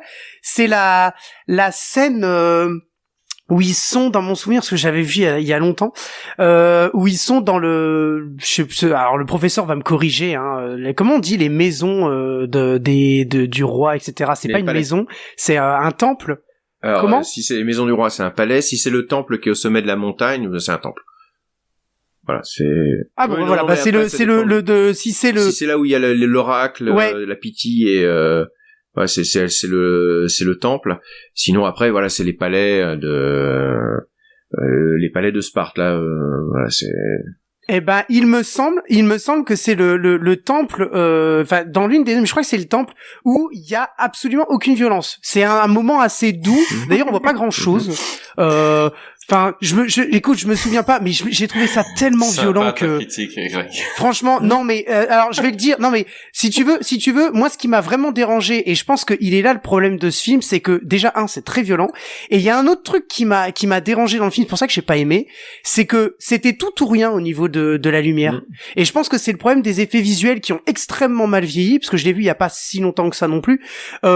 C'est que soit c'était hyper sombre, soit c'était méga lumineux. Et en fait, je trouve que ça faisait vachement mal aux yeux. J'ai l'impression qu'on avait l'impression qu'ils savaient pas doser en fait la couleur à l'écran. Et ça m'a fait ça dans un autre film dont on reparlera plus tard. Et c'est pour ça que j'ai pas apprécié ce film, quoi. Franchement, j'ai eu beaucoup de mal. Après, par contre, le deuxième, je l'ai pas vu. Mais j'en avais pas entendu une super bonne critique par rapport au premier. Alors déjà que le premier, j'avais pas aimé. Ouais, voilà. Déjà que le premier, j'avais pas aimé, alors le deuxième, j'ai pas voulu le voir. Qu'est-ce qui devient les suites? Ben, tu le regarderas. Carrément. Dans le 2, il y a une scène qui est complètement hallucinante, c'est que pour ceux qui ont vu, si vous avez vu donc le premier 300, il y a cette scène de bataille avec accéléré ralenti où il va défoncer l'armée perse, où on voit donc la caméra. Ça, je m'en souviens. Qui s'avance, qui fait un accéléré puis qui se frise. Et dans le 2, en fait, ils font ça mais pour une scène de baise. Et donc avec Eva Green et l'endive qui joue le héros, et Je me rappelle plus. C'est pas Samuel Huntington et c'est pas Jay Courtney, mais c'est un type qui a. Ça aurait pu. C'est un type un peu de ce type-là. Après, je suis un peu méchant avec lui, mais je me souviens même plus de qui c'est. Donc voilà, il a pas imprimé la pellicule et mon souvenir. Mais donc il y a une scène où ils font l'amour avec ces effets en fait comme si c'était une bataille. Et je pense que c'est la volonté du cinéaste qui l'a fait. Je sais plus qui a fait d'ailleurs le 2, mais de faire ça comme si c'était une scène de guerre. Et avec ces effets de ralenti, d'accéléré, alors qu'ils sont en train de ken sur dans un bateau, quoi. Et avec les tasses qui volent, et c'est complètement con, quoi. Et en même temps, c'est super drôle. Donc le 2, sur le côté nanar, il peut se voir, mais alors il s'apprécie encore plus quand on a vu le premier, parce que c'est limite une parodie involontaire du premier dans ces outrances d'effets. On sent le réalisateur qui a vu le premier, qui a essayé de faire pareil et de pousser les idées plus loin, les potards à 11, mais sur des charges de cavalerie sur des bateaux, enfin des trucs complètement crétins. Mais voilà, c'est celui-là, il a super mal vieilli. Mais c'est pour ça, moi, le premier 300, je l'ai vu dans les années 2000. Le pire, c'est que j'ai le DVD à la maison, mais ça fait partie de ces films, j'ai pas envie de revoir j'ai plein de films comme ça que j'ai pas envie de revoir parce que j'en ai un bon souvenir, et j'ai peur qu'en les revoyant maintenant, avec l'œil de maintenant, il est vraiment mal vieilli, quoi. Et la colorimétrie, ouais, comme tu disais, Greg, je pense qu'on aura aussi le même problème avec beaucoup de films actuels, la post-John Wick, qui sont colorés, genre le dernier King Kong versus Godzilla, avec une colorimétrie en folie, là, il est jaune, orange, ouais, violet, King Kong, il est trop bizarre. Et ça, c'est les trucs à la mode en ce moment Mais ça nique les yeux, hein. Moi, je prends pas de plaisir, parce que je trouve que ça fait mal aux yeux à un moment donné, tu vois. Ah, non, Donc, je trouve que c'est dommage, quoi. Voilà, donc non, t'as raison. Mais par contre, j'ai revu un dernièrement, justement, on parlait de Frank Miller.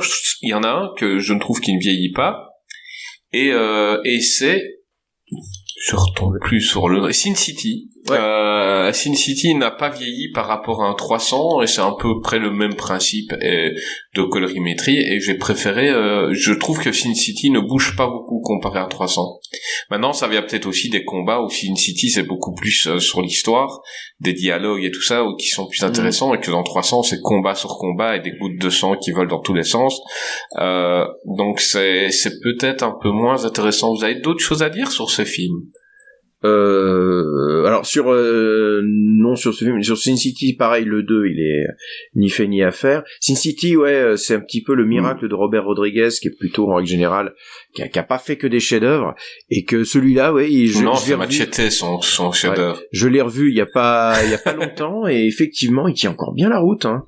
Et c'est choix esthétique. Ouais, il est super cool. Voilà, mais par contre, si vous voulez mais moi, j'aimerais bien faire un Robert Rodriguez parce que je l'aime bien, ce mec-là, et parce que c'est peut-être moi qui suis complètement con, mais j'ai l'impression de comprendre son cinéma, et un Machete qui se fait descendre, j'adore Machete. Et voilà, je peux être les deux en même temps. Non, mais par exemple, quand on avait une discussion avec notre copain Creepers, et il n'aimait pas trop Machete, et en fait, moi, j'avais compris vraiment que c'était une série Z, ça a été tourné en tant que série Z, et à partir du moment où tu le vois comme ça, tu peux rigoler. Si tu regardes en tant que film sérieux, tu rigoleras jamais, c'est très con. Mais voilà, moi j'aime bien Rodriguez, et puis il y a le film avec George Clooney et les vampires, hein. Une nuit en enfer, ouais. Une nuit en enfer. Donc il faudra qu'on fasse un Rodriguez une fois, ça va être sympatoche. Greg nous a... Juste un dernier truc, si vous voulez vraiment vous défoncer les yeux, il y a le film que Frank Miller aussi a fait, je crois que c'est The Spirit. Et là, je crois que c'est un des plus mauvais films des années 2000. Sur le fond, sur la forme, il essaie en fait de reprendre toutes les idées de Zack Snyder d'un point de vue visuel, avec un scénar qui est où en fait c'est Samuel L. Jackson qui joue un nazi à un moment. Enfin, c'est pour donner une idée avec un méga gros casting, et c'est un des pires films que j'ai vu de l'histoire. Dingue. Là, je pense que pour les années 2000 où il y a quand même du concurrent en très mauvais, je pense que celui-là, ça doit être pour moi le plus mauvais film des années 2000, en tout cas en grosse production hollywoodienne. Ah, carrément, The Spirit. Ah ouais, The Spirit. Oui, je crois que c'est The Spirit. Et c'est atroce. C'est atroce à tous les niveaux. Ah oui, non, j'avais vu le casting j'avais vu le casting, je connaissais pas le film, j'ai regardé, ça peut tout déchirer, et en fait, mais tellement pas, c'était une daube monumentale, mais en même temps, ça peut être rigolo entre potes, ça peut être drôle, mais c'est une grosse merde. En parlant de ça peut être drôle, Greg nous a imposé un film, parce que notre ami GG, il a fait quelques comédies romantiques comme PS I Love You et d'autres, mais il est arrivé dans L'abominable vérité, ou La vérité toute crue au Québec, réalisé par Robert Luketic en 2009. Donc L'abominable vérité que Greg nous a un petit peu imposé, connard, avec Catherine Heigl, Brie Turner, Eric Winter. C'est pour montrer un peu le Gérard Butler dans les comédies romantiques. J'ai découvert ce film pour l'émission. Bon, je dis une merde, mais en fait, c'est pas vraiment une merde. Il y a quelques passages plutôt sympas. Butler est plutôt cool dans le film. Maintenant, on s'attend à la fin du film. Il y a des films comme ça, il y en a eu 150 000. On s'attend après 10 minutes de film, on sait comment ça va se passer. Mais j'aimerais l'avis de Rico, qui n'est pas fan de ce genre de film, il m'a dit, et qui l'a découvert pour l'émission. Vas-y, Rico. Bon bah ça va aller assez vite, c'est une comédie romantique, je suis pas romantique et je suis pas drôle, alors donc ça va pas aider.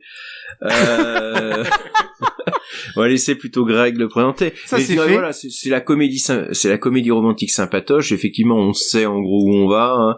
On sait que au départ ils vont se détester, puis qu'à la fin ils vont tomber dans les bras l'un de l'autre. Butler joue un rôle de gros beauf, mais qui a peut-être un petit peu sous les corps. Il fait un Dubosc en fait quasiment. J'ai trouvé qu'il avait un petit côté Franck Dubosc, en un peu moins exubérant, mais il y avait un côté très Franck Dubosc. Et puis voilà, Catherine Heigl, elle est sympa, les péripéties, ça se laisse regarder. C'est la comédie romantique, pas trop mal troussée. Il y en a eu 150 avant, 150 après. On n'est peut-être pas le public cible, donc non plus, voilà, c'est pas... Et je peux même pas le présenter à ma femme parce qu'elle aime pas les comédies romantiques, donc voilà, c'est... Je viens d'imaginer ta femme, je viens d'imaginer Rico avec une perruque avec des longs cheveux qui arriverait non, j'aime pas les comédies romantiques non plus. Je viens d'imaginer ça.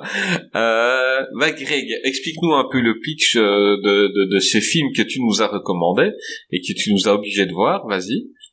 Bah globalement le film en fait donc l'actrice principale qui est donc Catherine Heigl, oui c'est ça, qui en fait elle est productrice de chaîne TV. Elle écrit souvent, moi j'ai envie de l'appeler Catherine Heigl, enfin passons. Oui, non, mais c'est vrai qu'elle crie. Et puis, en voix française, en VF, ils ont collé quand même une VF assez, avec une voix aiguë, un petit peu énervante, faut le dire.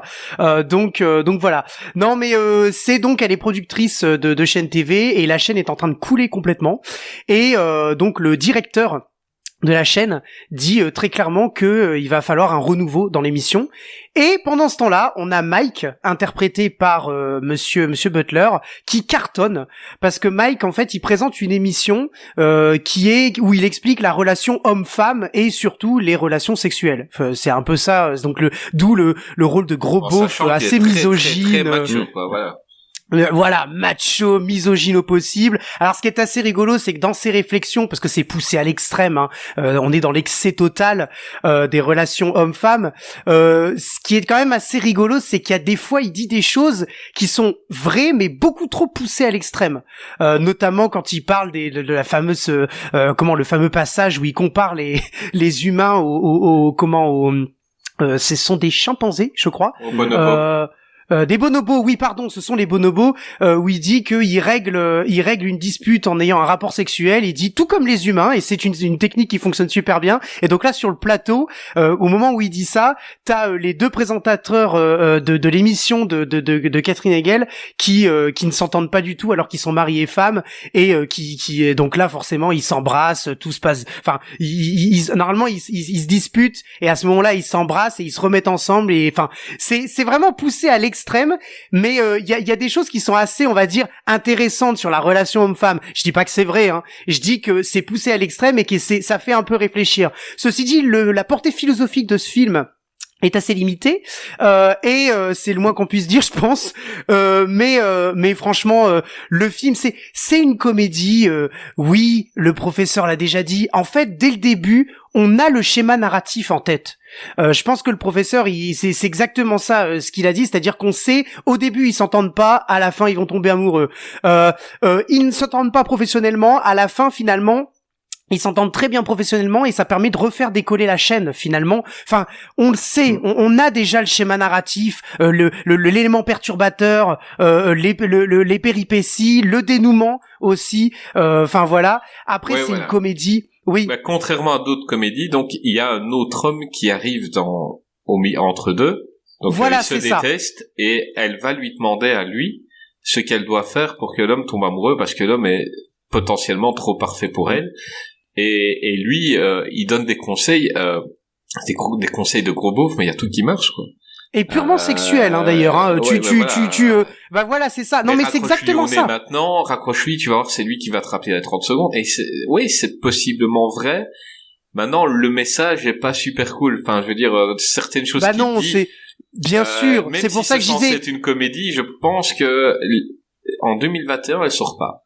Alors c'est ça. En fait, je pense que le film nous fait rire et nous a fait rire quand il était sorti, mais aujourd'hui, bon, c'est vrai qu'il y a quand même beaucoup de prises de position, ça aurait peut-être polémiqué un film comme ça. Je pense qu'après, il faut pas oublier que c'est une romance hollywoodienne, mais c'est une comédie à la base, où Mike, le personnage de Mike, se moque éperdument, je pense, la construction de ce personnage qui se moque vraiment des gros beaufs, qui ne voient que dans les relations homme-femme, des relations purement et simplement sexuelles, quoi. Et puis l'attirance physique aussi. Enfin, je pense qu'il y a tout ça. Après, dans la carrière de Gerard Butler, on a dit qu'il avait les films historiques. On a dit aussi qu'on va voir après les films d'action, et il y a aussi cette petite bulle de romance hollywoodienne où qui marche pas trop mal finalement, parce que il me semble, je pense que Jazzy le dira après, mais c'est quand même l'un des plus gros succès de Monsieur Butler au cinéma, et ça il faut pas l'oublier, parce que ça veut dire du coup que Monsieur Butler il est aussi doué quand il essaie de nous faire rire, et quand il est quand même bien ancré, parce que je le trouve pas en dedans justement, je trouve vraiment à l'intérieur et au centre de cette romance, cette comédie romantique hollywoodienne, quoi. Ouais. Bah, c'est clairement lui la comédie, c'est-à-dire que, enfin, là c'est peut-être perso, mais j'ai un problème avec Catherine Hegel. Je la trouvais pas sympa depuis le début, et s'il s'avérait que elle est comme ça, d'ailleurs elle est un peu persona non grata sur les plateaux maintenant, c'est un peu une diva pas hyper cool. Et non, lui je le trouve cool. Le mec, on comprend que son émission elle fonctionne parce que il est hyper sûr de lui, et même quand on sait qu'il dit des trucs, enfin ça va trop loin, mais il est tellement sûr de lui que t'as envie de le croire, quoi. Et il est assez cool. Jazz, tu connaissais ce film avant de l'avoir vu? Après Plutonache, après le nombre 23, Greg c'est vraiment un de salaud. Retour avec l'abominable vérité.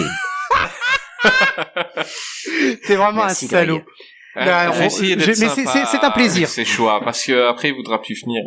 Mais non, ne sois pas trop vache. Vas-y, Jazz. Non, moi je l'ai vu ce film-là il y a très longtemps en fait, à l'époque où en fait Catherine Hegel a explosé, parce qu'il faut dire aussi que ce film-là, Elle a explosé. Bah ouais, elle a explosé en vol comme Paul Walker. On l'embrasse. D'ailleurs. Non, elle a cartonné avec Grey's Anatomy, et du coup, à partir de ce moment-là, ils ont commencé à lui proposer des rôles au cinéma. Moi, ce qui me gêne avec Catherine Hegel, et attention, peut-être je vais être traité de sexiste ou misogyne, mais ce qui me gêne avec Catherine Hegel, c'est que elle avait pas été choisie pour son jeu, parce qu'il est catastrophique. Elle a été choisie pour sa beauté finalement. Bah, c'est pas sexiste. Enfin, je veux dire, t'as même des acteurs comme ça. Enfin, il y en a beaucoup qui ont aucun talent. Ils sont là. On a ce qui est malheureusement un peu l'objet du film, je trouve. C'est un peu l'objet du film. Dans Sonic, et Madsen, c'est juste parce qu'il est beau gosse, quoi. Enfin, c'est pas du sexisme. On va pas t'attaquer sur Twitter, ne t'inquiète pas. Non, mais ce que je veux dire, c'est que malheureusement, en fait, Hollywood va l'embaucher. Pardon, 1, 2, 3. Hollywood va l'embaucher en fait dans de nombreux films à partir des années 2005-2007, parce que son rôle dans Grey's Anatomy cartonne. Les gens l'adorent dans Grey's Anatomy parce que son rôle est plutôt cool. Bon, ce qui s'avère être compliqué dans la réalité, parce qu'en fait c'est une peste. Et d'ailleurs, oui, elle est interdite de jouer maintenant dans Grey's Anatomy parce que elle a sorti lors d'une interview que Grey's Anatomy c'était purement alimentaire. Du coup, la productrice a dit ah bah non, bah alors tu reviendras pas, même pour un épisode réunion, tu ne reviendras pas. Du coup, ça c'est fait. Ouais. Mais du coup, l'abominable vérité, c'est le deuxième succès de Catherine Hegel, puisqu'elle avait fait juste avant En Cloque, mode d'emploi de Judd Apatow, qui est plutôt pas mal, mais comparé à 40 ans toujours plus haut, il est nettement moins bien. Et du coup, en fait, dans cette comédie, alors le succès du film, c'est vraiment la promotion qu'il y a eu tout autour, puisque c'était un film classé R. Et oui, à cause de sa vulgarité, vous allez voir, Catherine Hegel va dire des gros mots, et puis Jared Butler est un gros beauf.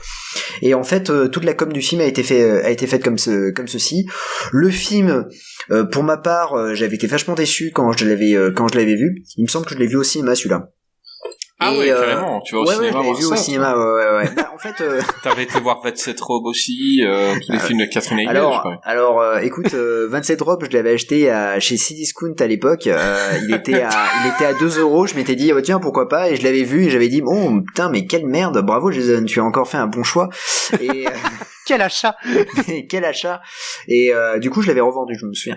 Et attends, il l'avait vendu à 20 centimes dans un cash. T'as gagné de l'argent ou pas? J'ai gagné non, j'ai gagné en fait rien du tout, il m'a repris à 10 centimes l'enfoiré. T'as gagné de la place chez toi, avec un DVD en moins. Ouais, c'est ça. Mais du coup l'abominable vérité en fait c'est vraiment c'est une comédie qui passerait plus maintenant, et tant mieux on va dire, parce que c'est vraiment pas bien, c'est mal écrit, c'est la réalisation, c'est un yes man derrière la caméra, il va faire un truc tout lisse, tout propre, qui va ressembler à toutes les autres comédies romantiques qui existent. C'est lourd, mais ça peut être lourd, mais c'est vraiment pas drôle quoi. C'est comme si c'était Jean-Marie Bigard qui avait écrit le scénario. Enfin c'est vraiment c'est vraiment dégueulasse à souhait, et malheureusement en fait le film a son petit statut culte. Alors que bon voilà, c'est pas top, et tu mettrais une autre actrice à la place de Catherine Hegel, ça serait pareil. Celui qui donne envie finalement de voir le film, c'est Jared Butler, parce que Jared Butler en fait on le voit dans un autre rôle, dans un autre registre, et c'est là qu'on se dit qu'en fait ce type là il peut jouer dans tous les registres. C'est-à-dire que c'est à partir de ce moment où en fait le mec va prendre tous les scénarios possibles et imaginables. On va le retrouver dans un film d'action, puis dans une comédie. Il va enchaîner à partir de l'abominable vérité, je crois qu'il va enchaîner 2 ou 3 comédies qui sont à peu près dans le même thème, et il va être en fait il va jouer le même rôle. Je crois qu'il avait fait Chasseur de primes avec Jennifer Aniston, qui était pas terrible. Merde, ouais. Et il était pas mal celui-là. C'est une belle merde. Mais ce que je veux dire, c'est voilà, la comédie c'est pas fait pour lui quoi. Il faut qu'il arrête. D'ailleurs il a arrêté parce que maintenant il fait que des films catastrophes ou des films d'action. Et mais voilà, et puis même en plus, étant donné qu'il avait pris vachement de muscles et tout ça, on en parlait avec Rico en off, il n'a plus la tronche du jeune premier quoi. C'est-à-dire que en fait il peut pas remplacer un Hugh Grant ou autre, donc en fait il est obligé de se fabriquer un personnage, étant donné qu'il est baraque, qu'il est mal rasé, il va dire je vais faire le gros bof, et je vais balancer des répliques à 2 balles super vulgaires, et ça va faire le public. Bon, voilà, le film a été un super succès. Il faut dire que, mis à part 300, l'abominable vérité, et avant la chute de Londres, avant la chute de Londres, parce que la chute de Londres sera un gros succès, mais avant, la chute de la Maison Blanche, ça reste en fait son plus gros succès au cinéma. C'est assez impressionnant d'ailleurs. quand on voit ça. Après, c'est des pas... fois, il y a des fois, c'est une erreur. C'est juste le film, il est sorti qu'il y avait rien. Je veux dire, ce film-là serait sorti en même temps que deux blockbusters, il serait passé inaperçu, quoi. Bah, c'est sûr, mais après, je pense qu'aussi le fait que les gens sont, le fait que le film est cartonné, c'est parce que il y a Catherine Hegel. Ça a été le cas pour pas mal de films, puisque en fait, à un moment donné, elle a joué dans beaucoup de films, fait film avec Ashton Kutcher qui avait marché. Et je crois que son dernier film c'est Recherche Bad Boy mode d'emploi, je crois, et ça a été son premier échec, et d'ailleurs après on l'a plus revu au cinéma, et tant mieux. Non mais c'est vrai, à partir du moment où tu choisis une actrice et tu dis ah bah tiens elle a joué dans Grey's Anatomy donc on va le mettre un peu partout, bah il faut arrêter de déconner, c'est pas pour son talent, et c'est pas parce qu'elle a joué avec Gérard Depardieu et Steven Seagal, non, c'est que voilà elle a comment dire elle est belle, et donc du coup ils ont dit bah tiens elle est belle, on va la faire jouer le même rôle à chaque fois. Bah c'est toujours la fille qui est belle mais qui ne le sait pas. Ouais. Qui est hyper maladroite, mais chaque fois qu'il lui arrive un truc maladroit, le mec tombe amoureux d'elle.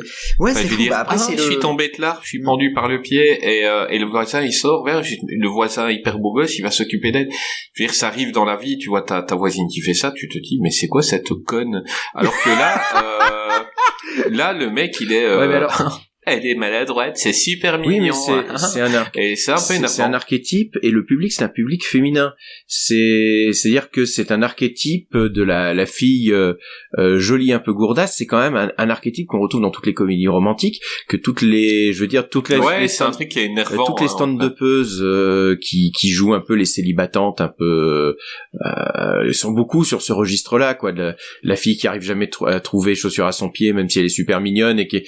Bridget Jones. Bridget Jones, c'est réussi dans le style. C'est le seul qui réussit dans ce style. Mais c'est un archétype comme, je veux dire, l'archétype classique du mec un peu concon, mais qui va être, la fille va tomber amoureuse de lui parce qu'il est quand même trop mignon, même s'il fait que conneries sur conneries. Enfin, ça fait partie de ces archétypes de comédie. On a exactement pour les comédies pour mecs, on a le même modèle qui est le gars qui est l'ado attardé, le Philippe Giffray là, qui sait pas, qui fait conneries sur conneries, bah, mais voilà, mais qui va emballer la nénette plus intelligente que lui, plus, parce que finalement il est trop adorable. C'est un archétype classique. Moi j'aurais voulu venir sur un autre film qui est pas sur la liste, parce qu'on parlait que Gerard Butler peut tout faire, il peut aussi chanter. Et j'aurais voulu parler du Fantôme de l'Opéra de Joel Schumacher. Brièvement, parce que ça aussi c'est un petit peu dommage qu'on l'ait pas retenu sur la liste, parce que dans le genre aussi film un peu space, Joel Schumacher, voilà, donc il a fait des grands films, Batman, je veux dire, mémoire, Batman et Robin. Je crois que c'est lui derrière numéro 23 d'ailleurs. Oui, c'est bien lui. Et si ça peut te rassurer, Greg, c'est un film que j'ai pas détesté. Donc voilà, t'es peut-être pas le seul à aimer numéro 23. Enfin, aimer, c'est peut-être beaucoup dire. Mais pas avoir agonie d'injure ce film. Et en fait, là, c'est l'adaptation de la comédie musicale, et il y a Gégé qui chante. Et qui s'en sort pas trop mal. Alors, si vous voulez voir le Gerard Butler en surjeu, il est donc le fantôme de l'opéra, donc le visage à moitié défiguré avec un masque blanc, 3 tonnes de gomina sur les cheveux pour faire la coupe aile de corbeau du jeune premier.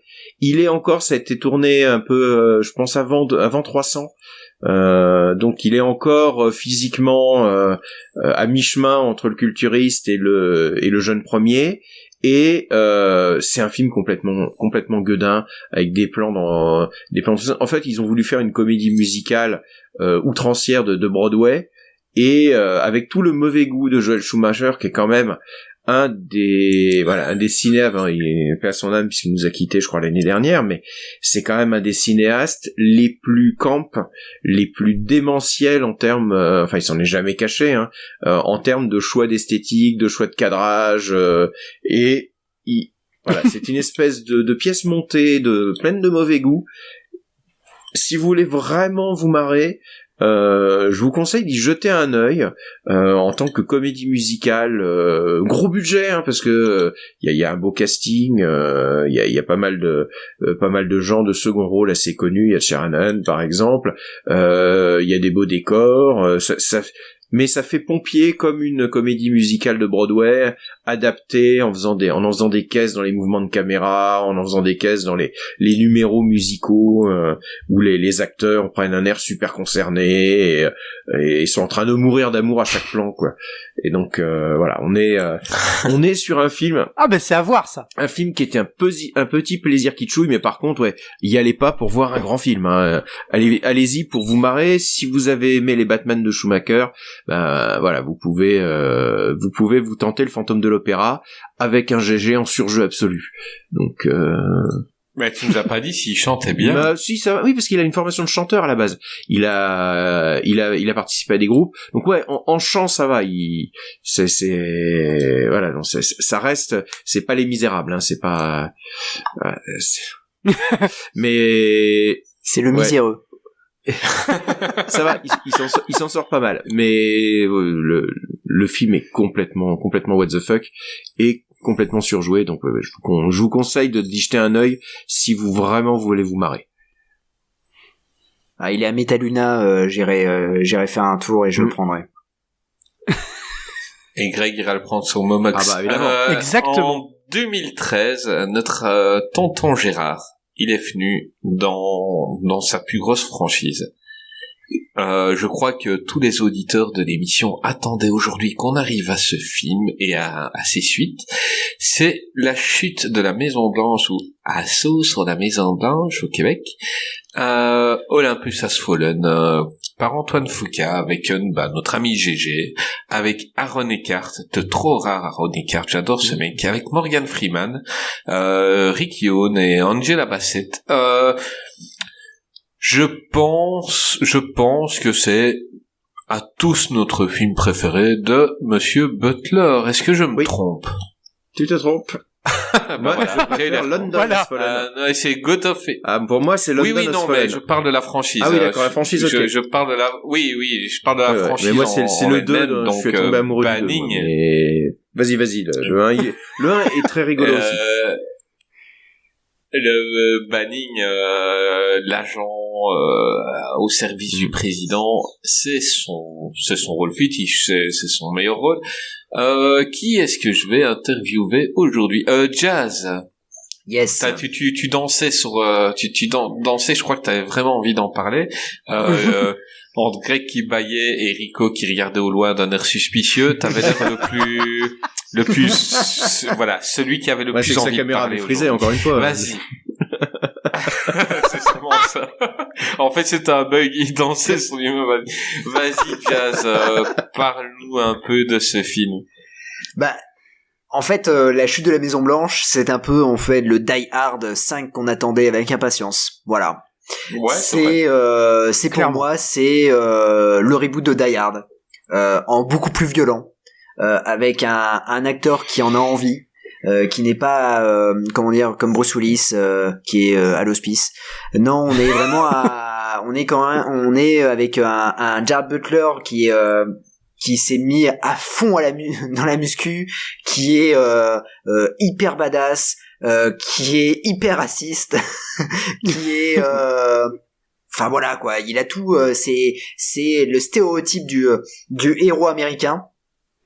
Le film est réalisé par Antoine Fuqua qui est carrément un super réalisateur. Je trouve que c'est un réalisateur pas mal sous-estimé, alors que perso il a fait des très très bons films. Il en a fait des mauvais, mais il a fait plus de bons films dans sa carrière que de mauvais. Et puis franchement, le scénario il est peut-être il est simple, mais il est terriblement efficace. C'est l'histoire de Mike Banning qui est en fait le garde du corps du président. Alors je vais vous raconter juste l'introduction, je vais pas faire une Greg, je vais pas vous raconter la fin, vous inquiétez pas. Voilà, il y a pas de spoiler alerte. C'est dit dans l'introduction, vous inquiétez pas. En fait, le président va perdre sa femme, Mike Banning va se comment dire, s'en vouloir parce qu'il a pas pu protéger la première dame, et donc du coup va se retirer. Il me semble qu'il devient officier de police. Ouais, et à un moment donné, et ça va trésor, pas du tout, tout à fait. ça va pas du tout dans sa vie familiale en fait, avec sa femme, voilà, il s'entend pas trop avec sa fille aussi. Enfin, c'est un peu compliqué. Et en fait, ce qui se passe, c'est que la Maison Blanche est attaquée par des Nord-Coréens. Voilà. Donc et lui, de son bureau, il a Ouais. une superbe vue sur la Maison Blanche, mais vraiment tout près. Et il voit ça. voilà, il voit. Et il y va. Et il y va parce qu'il se dit, si j'arrive à sauver le président, en fait, j'arriverai à me racheter une conduite. En fait, c'est je ça. crois plutôt que lui, il est conditionné pour aider le président. Il est conditionné comme ça, donc c'est pour lui, c'est tout à fait normal. Le mec, il y va, quoi. C'est pas, je vais me racheter une conduite sans le président. Je crois que le mec, c'est un Steven Seagal devant le drapeau américain. Je veux dire, le gars, il est obligé. C'est tonton d'aller GG, sauver quoi, les gars. Voilà, Non, mais le mec, c'est ça. Je crois que même s'il prend sa retraite et que quelqu'un tire vers le président, il saute devant la balle, le mec. Ah oui, non, mais il est ce que je veux dire, conditionné. quand je dis il se rachète une conduite, c'est en fait Intérieur, c'est pour lui. Ouais, c'est parce qu'en fait, comme l'époux de la première dame est décédé, et il croit que c'est de sa faute. Du coup, il se dit, bah voilà, il faut qu'il sauve le président. Voilà, c'est pour lui. Il faut qu'il l'aide parce que c'est au plus c'était un grand ami à lui. Donc du coup, il y va. Et il y va pas de main morte parce que en fait il les explose quoi. Il explose les ennemis mais vraiment Une armée qui a tué des centaines de gars surentraînés américains, et lui il y va avec juste un flingue et un couteau suisse. Ça va. C'est Et génial. Et un couteau. Et un couteau suisse. Ouais. Greg, toi qui n'aimes pas la violence, qu'as-tu pensé de ce film? Ah mais moi, alors justement, tu vois, s'il y a un seul truc qui m'a gêné, c'est l'excès de violence. C'est pas que j'aime pas la violence, c'est que j'aime pas l'excès. Oui, mais Et tu peux pas tuer les gens gentiment en même temps. Enfin, je veux dire, ils sont non, méchants. alors quand je dis les saisons violentes, j'allais citer un exemple. Quand les Nord-Coréens arrivent dans la Maison Blanche, tout le monde est mort par terre, etc. Et là, il y a des plans où t'as les Nord-Coréens qui tirent dans la tête des cadavres. C'était pas obligatoire. Bah c'est oui, parce hyper que maintenant tu peux faire semblant d'être mort. Bah oui, non mais Et d'accord, non, mais à la guerre ils faisaient ça, les Russes ils faisaient oui, ça. non donc, mais d'accord, ok, ça voilà, je veux bien le comprendre, ok, mais je trouve quand même que c'était pas nécessaire. Je comprends qu'il l'ait fait, mais c'était pas forcément nécessaire à l'écran. C'est ça quand je dis l'excès de violence. Après, par contre, effectivement, mais quel film, non mais Tonton GG, on aime bien. Et puis c'est comme ça qu'on va le voir, hein, Tonton. On va, ça va. Le mec après, de toute façon, ça va devenir. Je pense que à long terme, ça va devenir une espèce de Steven Seagal qui sera capable de nous faire marrer sur des DTV films d'action comme ça. Et on adore. Et c'est à partir de ce film-là qu'il va enchaîner des films d'action qui seront bons dans son jeu à lui. En fait, je dis pas que le film sera excellent, hein. Je dis que lui, il sera bon. Et c'est justement là où c'est un point de non-retour pour lui, parce que il sait très bien, pertinemment, qu'il ne reviendra pas à un film comme, pour son jeu d'acteur à lui, à un film comme Les Prisonniers du Temps.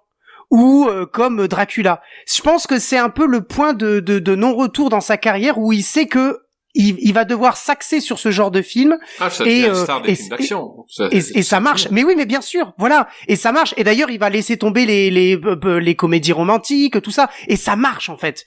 Et c'est juste génial. Enfin, franchement, génial. Alors, juste une petite chose sur ce film.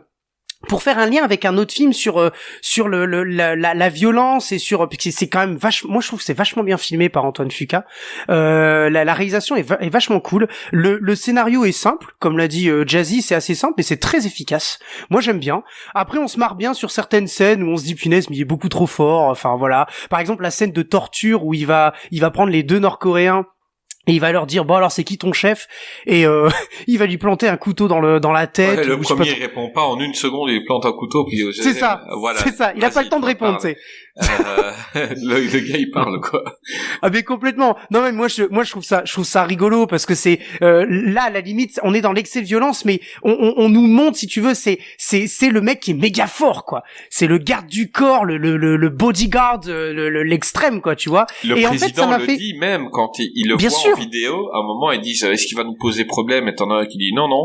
Et le président il dit oh oui il va vous poser des problèmes. Oui, le président il est il a une confiance aveugle en lui, quoi. Ah mais complètement, parce qu'il dit, est-ce que vous connaissez cet homme? Il dit oui, c'est Mike Banning, etc. Est-ce qu'il peut nous poser problème? Non, parce que le mec d'ailleurs qui le dit, qui est interprété par Dylan McDermott, il le dit, non, ça ne pose pas de problème, en fait c'est un traître et tout. Et effectivement le président qui dit oh que si. Et c'est là où c'est kiffant, parce que nous on sait très bien qu'il va poser des problèmes.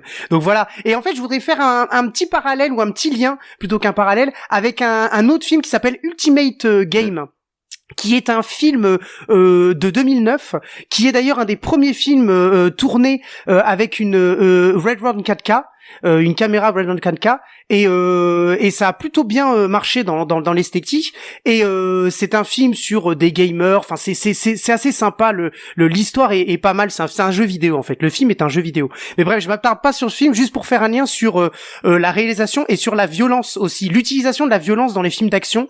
Et moi, j'ai bien aimé justement la chute de la Maison Blanche, parce que j'ai trouvé que la violence et l'action, eh ben, aller de pair. Ça se marre bien, on se marre bien, et puis ça se mélange bien. Et puis alors avec Gerard Butler, enfin tonton GG qui nous explose tout le monde, on adore, hein. Enfin moi, je le kiffe. Et puis la petite scène de fin là avec Rick Yoon où il lui plante le couteau dans la tête. Voilà, bref. Voilà. Donc non, moi j'ai bien aimé. Franchement, j'ai bien aimé. J'adore les clichés de ce film. Par exemple, tu prends celui que tu as dit, donc le traître. Moi, je dis que c'est Ross de Friends parce que il lui ressemble. Mais donc le gars, genre au début, il est, tu vois le mec en costard. C'est un agent des services secrets. Il est tout propre et tout. Une fois qu'on apprend que c'est un traître, son costume il est débraillé, il a une clope de travers, il est décoiffé, genre tu deviens méchant, tu deviens comme ça. Moi ça me fait rire. J'avais dit à l'époque, donc bah ça allait, on avait déjà parlé un peu des quand Hollywood reçoit deux scénarios les mêmes, donc comme il y avait eu Armageddon et Deep Impact, il y avait eu Le Pic de Dante et Volcano. Cette année-là, ils avaient reçu deux fois le scénario des studios différents avaient reçu La Chute de la Maison Blanche, et ils en ont fait deux, plus ou moins en même temps. Pour le fun, je préfère l'autre, donc celui avec White House Down de Roland Emmerich, ouais. Voilà, pour le fun, je préfère l'autre. J'avais dit dans l'émission pour d'Emmerich, je m'étais hyper bien amusé. Pour le côté Die Hard, pour le côté suite, évidemment, c'est celui-ci. On sentait qu'ils avaient chopé un super perso avec Banning. On a senti dès le premier film que ce serait pas un film unique. Il est super cool, et on a quelqu'un de nanarland, et ce film et surtout ses suites peuvent être considérés, je pense, comme des nanars. On a hâte d'avoir son opinion. Demander l'avis de monsieur le professeur Rico. Vas-y, Rico. Ouais. On est là sur des films, en fait, qui sont enfin, pour moi, et pour l'équipe de Nanarland, on est un peu sur des films de la canon, mais adaptés aux années 2000, plutôt aux années 2010. C'est-à-dire qu'on est sur des films de Chuck Norris, mais des années 2010. C'est pour, notamment, London Has Fallen, pour moi, c'est le Invasion USA des années 2010. Et même dans la façon dont ils ont été faits, même dans la façon dont ils ont été faits, parce qu'en fait, c'est pas des gros budget, c'est j'ai regardé un peu le budget, c'est 70 millions de dollars, ce qui est un budget moyen, et ouais, mais il y a pas non plus des acteurs qui prennent des cachets à 20 millions de dollars. Ils ont quand même eu un beau casting, parce que Aaron Eckhart quand même. Aaron Eckhart, je pense qu'il doit prendre 3 millions par film. Enfin, c'est pas. Morgan Freeman, de toute façon, lui, il tourne dans 25 films par an. Il s'en fout, lui. À partir du moment, moi j'ai une théorie sur Morgan Freeman, qui est que lui, comme il a commencé à avoir une carrière à 50 ans, parce que on le connaît que vieux. Oh, ils sont et fous. Donc lui, maintenant, en fait, pour lui, il tourne les films qu'il tournerait s'il avait 35 ans. C'est-à-dire que il a commencé sa carrière super tard, donc il rattrape. Donc il tourne dans tout et n'importe quoi. Il a déjà dit lui-même que c'est pour l'argent. Il a dit lui-même qu'il a tourné des films, qu'il n'aimait pas le scénario, qu'il n'a pas vu des films, mais il a dit ça payait bien. Alors, voilà. Et donc il tourne. En même temps, c'est Dieu, ce mec. Il peut se permettre. Oui, carrément, exactement. Il fait ce qu'il veut en tant que Mais Dieu. En termes de production, le film, en fait, c'est une production Millennium. C'est Avi Lerner. Précédemment, c'était New Image. C'était notamment de grands pourvoyeurs de films de requins dans les années 2000. Et c'était une petite boîte, en fait, qui a commencé pour des films de vidéoclub et qui a commencé à monter en gamme, notamment en produisant des films de Stallone, les nouvelles versions de Rambo, les Expendables, et ils ont fait un peu ce qu'a fait ce qu'a fait la Canon dans les années 80, c'est-à-dire qu'ils ont pris des licences qui étaient un peu fatiguées, avec des acteurs de second plan, enfin pas des acteurs second plan, pardon, des acteurs bankable, mais dont les carrières étaient un petit peu derrière eux, quoi. Donc Stallone, et ils ont essayé de, je pense, avec Gerard Butler, ils ont vu le potentiel de se créer leur star d'action et de faire des films d'action tournés en Bulgarie. Alors je sais pas si le premier est tourné en Bulgarie, mais le London's Fallen et le Angel Fallen, eux, sont tournés en Bulgarie dans les studios de New Image. Non, c'est aussi ça parce qu'on voit la Maison Blanche. Non, mais alors Chris, c'est même à Washington, les garçons. Il existe à des Washington, des images de synthèse, des fonds verts. Ah, d'accord. Et non. Et sérieux? Ouais, non, ça paraît incroyable. Et donc c'est des films qui sont faits pour faire des sortes de blockbusters de série B. Et de se vendre à l'international, notamment pour les chaînes de télé, et ça s'est super bien vendu. Et pendant toutes les années 2010, en fait, c'est une bonne partie de ces films qui ont été tournés par Gerard Butler l'ont été sous la bannière Millennium Film, New Image, Lionsgate, c'est-à-dire des productions calibrées pour faire le Gerard Butler de l'année. Qui soit dans un sous-marin, qui soit gangster ou qui soit Mike Banning, mais globalement c'est des films qui vont capitaliser sur un nom connu, et il y a eu la volonté de faire de Gerard Butler la nouvelle star d'action des années 2010, à une période avec des films d'action un peu inspirés à la 24, quoi. Mike Banning, c'est quand même un peu un avatar de Jack Bauer, et ah, exactement, oui, tout à fait. Et il y a cette idée-là, ils ont misé et ça a marché. Alors Greg, je pense que en ce moment il est en train d'essayer de tourner vers autre chose quand même. Il en a un peu conscience que que ce genre de film ça marche, mais c'est pas non plus des réussites extraordinaires. Ça reste de la série B. On le voit dans ces deux derniers films. Ouais, tout à fait, tout à fait.